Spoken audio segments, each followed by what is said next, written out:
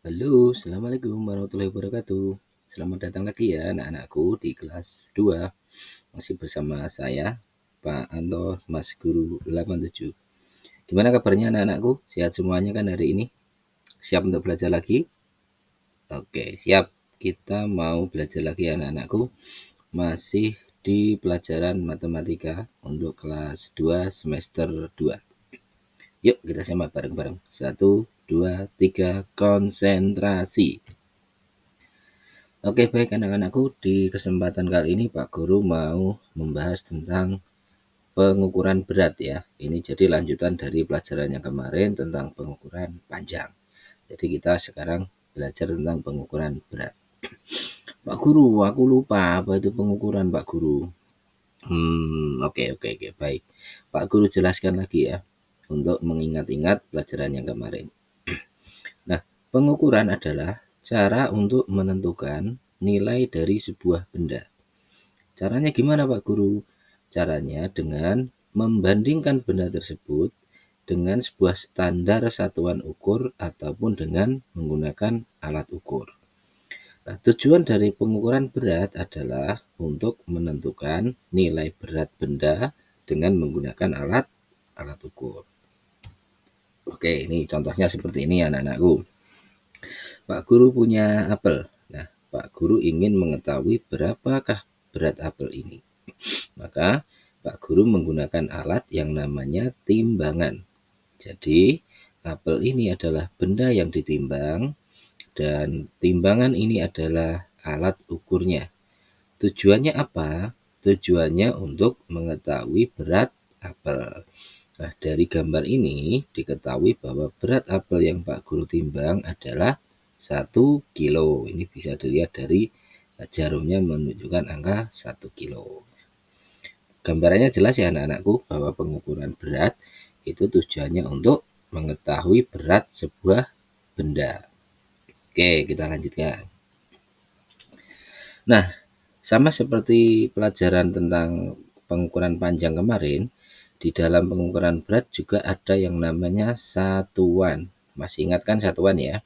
Kalau berat itu adalah besaran, maka di dalam besaran juga ada satuannya. Satuan juga sama terbagi menjadi dua, yaitu satuan baku dan satuan tidak baku. Nah, untuk satuan baku berat itu ada yang namanya gram atau ditulis GR, ada juga yang namanya kilogram atau kilo, itu ditulis KG. Ini mungkin anak-anakku sering dengar ya, misalnya gula 1 kilo, beras 1 kilo, seperti itu. Nah, untuk satuan baku ini, maka nilai pengukurannya akan selalu sama. Siapapun yang melakukan pengukuran dengan satuan baku akan sama nilainya. Misalnya, anak-anak beli gula 1 kilo di toko A dan toko B, maka anak-anakku akan sama mendapatkan 1 kilo gula dengan berat yang sama. Nah, sedangkan satuan tidak baku adalah satuan yang tidak standar. Ini bisa berbeda-beda antara satu orang dengan yang lainnya sehingga hasil ukurannya tidak sama. Contohnya adalah genggam, kaleng, dan juga gelas. Nanti Pak Guru jelaskan lebih lanjut dengan gambar ya, biar lebih paham. Nah, di dalam pengukuran berat juga ada alat ukurnya ya. Nah, ini contoh alat ukur untuk satuan baku yang berat itu ada timbangan jarum, bentuknya seperti ini. Kemudian ada juga timbangan digital. Timbangan jarum atau juga bisa disebut dengan timbangan analog ya, karena kalau dia kan menggunakan jarum. Kemudian yang timbangan digital nanti ada angka-angkanya yang menunjukkan hasil pengukurannya. Nah, satuan tidak baku juga sama. Ini ada genggam, ada kaleng, ada gelas. Ini nanti Pak Guru jelaskan lebih lanjut kenapa satuan tidak baku itu nanti hasilnya berbeda-beda pengukurannya. Oke, baik, kita lanjutkan. Nah, ini contoh cara mengukur satuan baku ya untuk berat. Contohnya, Pak Guru memiliki jeruk. Pak Guru menimbang jeruk ini dengan menggunakan timbangan. Nah, di sini hasil pengukurannya menunjukkan angka 2 kilo. Jadi berat jeruk ini adalah 2 kg. Nah, satuan baku seperti yang Pak Guru jelaskan tadi adalah hasilnya akan sama siapapun yang akan melakukan pengukurannya. Misalnya, Andi melakukan pengukuran dengan menggunakan timbangan ini, hasilnya 2 kilo. Kemudian dengan jeruk yang sama, Ricky juga melakukan pengukuran dengan timbangan ini, maka hasilnya juga akan sama 2 kilo karena alat ini sudah alat baku ya, atau alat yang sudah distandarkan. Nah, sedangkan ini yang Pak Guru tadi mau jelaskan ya, untuk satuan tidak baku. Misalnya Pak Guru mengukur beras dengan menggunakan genggaman tangan. Anak-anakku juga melakukan hal yang sama, mengukur beras dengan genggaman tangan anak-anak. Nah, banyaknya beras di dalam genggaman Pak Guru dan di dalam genggaman murid tentu ini tidak sama. Karena besarnya genggaman tangan Pak Guru itu lebih besar dari genggaman tangan murid-muridku. Jadi, banyaknya beras yang Pak Guru genggam dan lebih banyak daripada beras yang anak-anakku genggam. Nah, itulah kenapa satuan baku hasil pengukurannya tidak sama, tergantung dengan besarnya tangan masing-masing orang. Sama, udah jelas ya anak-anakku ya, untuk perbedaannya antara yang baku dan yang tidak. Jadi yang baku pengukurannya akan sama, yang tidak baku pengukurannya akan berbeda. Oke, kita lanjutkan. Nah, ini ada percobaan ya anak-anakku untuk membuat timbangan sederhana dengan menggunakan gantungan baju. Ini tujuannya untuk membandingkan kedua benda ya, mana yang lebih berat. Namun tidak menunjukkan hasil yang pasti berapa beratnya. Jadi gunanya hanya untuk membandingkan dua benda ya. Oke, contoh ini ada sebuah gantungan baju. Nanti anak-anak pegang di bagian ujungnya sini. Kemudian di sisi kanan dan kiri anak-anakku beri beban. Nah, jika timbangan ini atau gantungan baju ini posisinya sejajar seperti ini, maka artinya berat kedua benda yang ada di kanan dan kiri ini beratnya adalah sama. Sedangkan jika posisi timbangan tidak sejajar atau atas bawah seperti ini, maka benda yang ada di bawah lebih berat daripada benda yang di atas. Nah, dari gambar ini misalnya berarti jeruk itu lebih berat dibandingkan dengan ceri karena posisi jeruk ada di bawah. Udah cukup paham ya anak-anakku ya? Satu kali lagi ya contohnya ya. Nah, seperti ini. Pak Guru punya 2 manggis, kemudian Pak Guru timbang dengan menggunakan gantungan baju. Posisinya kedua gantungan baju ini sejajar, artinya kedua manggis ini beratnya sama. Oke, yang kedua, Pak Guru punya durian dan juga manggis. Pak Guru timbang menggunakan hanger atau gantungan baju. Posisi durian ada di bawah dan manggis ada di atas. Artinya, durian lebih berat daripada manggis. Ataupun juga bisa dibalik pernyataannya, manggis berarti lebih ringan dibandingkan dengan durian karena manggis posisinya di atas. Yang ketiga, ini Pak Guru punya stroberi dan juga manggis yang Pak Guru timbang dengan hanger. Posisinya manggis berada di bawah dan stroberi ada di atas. Maka pernyataan yang benar adalah stroberi lebih ringan daripada manggis. Karena stroberi ada di atas, dia lebih ringan. Manggis lebih berat dari stroberi. Karena manggis posisinya di bawah. Pokoknya intinya yang di bawah itu lebih berat. Nah, nanti anak-anakku kadang-kadang di dalam soal ujian itu ada bentuk-bentuk timbangan sederhana ya. Kalau tadi ada hanger, nah ini ada bentuk timbangan neraca seperti ini. Itu mungkin bentuk timbangannya berbeda, namun konsep dasarnya tetap sama. Jadi yang sejajar seperti ini berarti sama berat. Nah, yang miring atau atas bawah seperti ini konsepnya, benda yang ada di bawah itu artinya dia lebih berat dan benda yang di atas artinya dia lebih lebih ringan. Nah, ini konsep dasarnya yang harus anak-anakku perhatikan ya. Oke, sudah cukup paham ya? Oke, baik, Pak Guru lanjutkan. Nah, sekarang kita bisa membandingkan berat itu secara visual atau tampak mata ya, dilihat. Nah, contohnya, Pak Guru punya satu durian, satu manggis, dan juga satu stroberi. Nah, dari ketiga buah ini bisa kita simpulkan bahwa durian paling berat. Nah, yang paling berat adalah durian.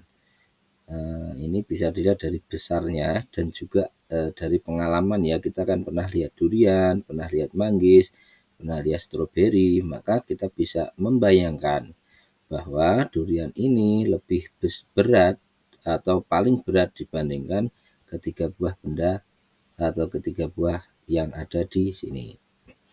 Nah, yang kedua, yang paling ringan adalah stroberi. Nah, ini stroberi dia itu kan paling kecil, dia lebih ringan atau paling ringan dibandingkan yang lain. Selanjutnya, durian lebih berat dari manggis dan stroberi. Ya, jelas ya, durian ini lebih berat dari manggis dan juga stroberi. Kemudian, stroberi lebih ringan dari manggis dan durian. Nah, ini juga jelas nih. Stroberi lebih ringan dari manggis dan durian. Nah, selanjutnya, manggis lebih ringan dari durian. Manggis lebih ringan dari durian. Nah, ini benar ini karena dia lebih kecil ya. Tapi manggis lebih berat dari stroberi. Manggis lebih berat dari stroberi. Nah, ini benar juga. Nah, paham ya cara kita membandingkan benda secara visual.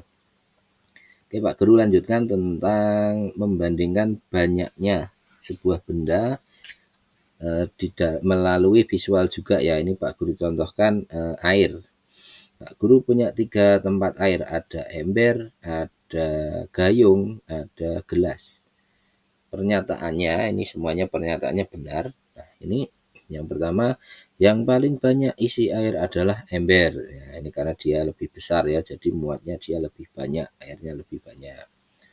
Yang paling sedikit isi air adalah gelas. Ya, gelas ini karena dia paling kecil, jadi muat airnya juga paling kecil. Ember lebih banyak dari gayung dan gelas. Ember lebih banyak dari gayung dan gelas ya. Jelas ya ini ya, karena ember ini paling besar dibandingkan dengan gayung dan gelas. Gelas lebih sedikit dari gayung dan ember. Nah, gelas lebih sedikit dari gayung dan ember karena ini paling kecil ya. Oke, kita lanjutkan ya anak-anakku. Ini karena sudah Pak Guru jelaskan secara ringkas dan padat. Ini kita mau latihan soal. Gampang-gampang aja soalnya. Oke, yang pertama. Apa saja satuan baku dalam pengukuran berat? Yuk, diingat-ingat. Tadi sudah Pak Guru jelaskan. Satuan baku dalam pengukuran berat. Oke, siap ya. Kita bahas bareng-bareng. Nah, jawabannya adalah gram dan juga kilogram. Jadi satuan baku untuk pengukuran berat adalah gram atau kilogram. Oke, soal kedua. Apa saja alat ukur untuk satuan baku pengukuran berat? Nah, untuk dalam pengukuran berat, alat ukurnya apa? Tadi ada 2 anak-anakku. Oke, diingat-ingat ya. Siap jawabannya? Nah, jawabannya adalah timbangan. Ada timbangan biasa atau timbangan jarum dan juga timbangan digital. Baik, sudah paham. Kita lanjutkan yang ketiga. Sebutkan 3 saja satuan tidak baku dalam pengukuran berat. Nah, tadi perlu diingat ya, satuan tidak baku itu apa? Satuan yang nilai ukurnya itu berbeda-beda tiap orang. Masih ingat kan ya? 3. Ini jawabannya. Ada genggam, ada kaleng, ada gelas. Alasannya karena genggaman satu orang dengan orang yang lain itu besarnya berbeda-beda. Jadi misalnya Pak Guru mengukur beras 1 genggam itu pasti lebih banyak dibandingkan genggaman anak-anakku semua karena tangan Pak Guru lebih besar. Jadi kan tidak sama gitu ya. Oke, selanjutnya ini ada gambar pepaya. Berapakah berat benda di bawah ini? Nah, ini Pak Guru menimbang pepaya dengan timbangan. Nah, itu ada jarum yang menunjukkan angka. Jadi itulah beratnya. Oke, udah tahu jawabannya ya. Kita cek. Jawabannya adalah 3 kilogram atau bisa juga ditulis 3 kg. Paham ya? Karena ini menunjukkan angka 3 kg. Oke, kita lanjutkan. Nah, manakah yang termasuk satuan berat tidak baku? Ayo diingat-ingat yang tidak baku. Yang tidak baku itu hasilnya berbeda-beda. Oke, siap. Nah, jawabannya adalah C. Kenapa? Karena C itu adalah kaleng. Kadang-kadang kan kaleng itu besar kecilnya juga berbeda. Misalnya Pak Guru pakai kaleng susu yang besar, kemudian anak-anakku pakai kaleng susu yang kecil, itu sama-sama namanya kaleng. Nah, hasilnya itu bisa berbeda isinya. Oke, kita lanjutkan. Nah, ini ada gambar lagi. Ada gambar menimbang buah semangka dan buah manggis. Posisinya semangka ada di bawah, manggis ada di atas. Nah, pertanyaannya manakah yang lebih berat?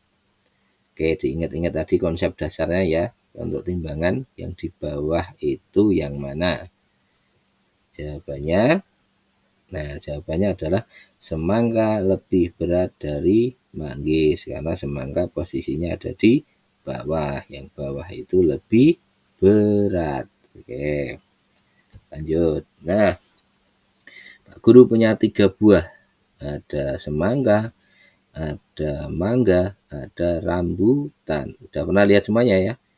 Semangka, mangga, dan rambutan. Ayo kita bayangkan manakah yang paling ringan? Ini pertanyaannya, mana yang paling ringan? Pasti anak-anakku tahu kalau ini ya. Oke, jawabannya adalah benar, rambutan. Karena rambutan itu dia kecil dibandingkan dengan mangga dan juga semangka. Jadi dia beratnya lebih ringan. Nah, udah anak-anakku, kita sampai di ujung dari pelajaran ini. Pak Guru harapkan penjelasan dari Pak Guru bisa dimengerti meskipun singkat. Nah, nanti jika ada pertanyaan bisa disampaikan di kolom komentar ya. Nah, sebagai penutup, ini Pak Guru punya kuis. Pak Guru punya buah yang ditimbang menggunakan timbangan. Nah, pertanyaannya berapakah berat benda ini? Nah, itu sangat gampang sekali anak-anakku. Kalau tadi anak-anak mendengarkan penjelasan Pak Guru, pasti bisa. Oke, cukup sekian pelajaran dari Pak Guru hari ini. Semoga video ini bisa menemani belajar anak-anakku di rumah. Kita gunakan teknologi itu dengan baik untuk belajar. Semoga anak-anakku mengerti dan bisa mengerjakan tugas-tugas dengan baik, menjadi anak yang pintar dan membanggakan untuk orang tua ya. Selamat sore, siang, ataupun malam. Wassalamualaikum warahmatullahi wabarakatuh.